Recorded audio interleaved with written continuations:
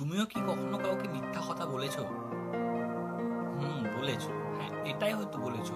বিষয়টা এরকম বিষয়টা ঠিক এরকম, তোমায় হঠাৎ কেউ জিজ্ঞাসা করলো কেমন আছো, তুমি হালকা হেসে বললে হ্যাঁ ভালোই আছি। কিন্তু ভিতর থেকে একবার ভেবে দেখো তো, সত্যি কি তুমি ভালো আছো? না, তুমি ভালো নেই। হয়তোবা টাকা পয়সার সমস্যা, হয়তোবা শারীরিক সমস্যা, হয়তোবা রিলেশনশিপ সমস্যা, বা পারিবারিক কিছু সমস্যা।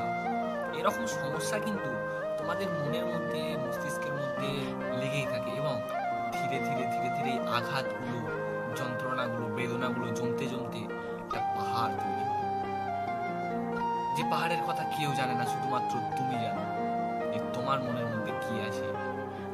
হয়তোবা সম্পর্কটা একদম শেষ পর্যায়ে চলে এসেছে, তারপরেও তুমি কাউকে কিচ্ছু বুঝতে দাওনি।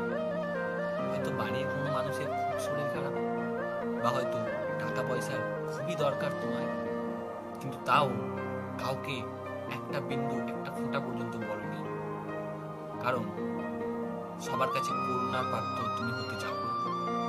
কিন্তু একবার ভেবে দেখো, একটা লাইব্রেরিতে শেষের দিকে যে বইটা থাকে, সে বইটা কিন্তু আর কেউ ঘাঁটে না, সেই বইটা কিন্তু ওই কোণাতেই পড়ে থাকে। সুতরাং তুমিও এখন ঠিক ওই বইটির মতো হয়ে উঠেছ। তোমাকে আসলভাবে, সত্যিভাবে ভিতর থেকে কেউই পড়তে পারে না। যতটা তুমি দেখাও, ততটাই মানুষজন দেখতে পায়। ঠিক কথাটা ঠিক বললাম তো?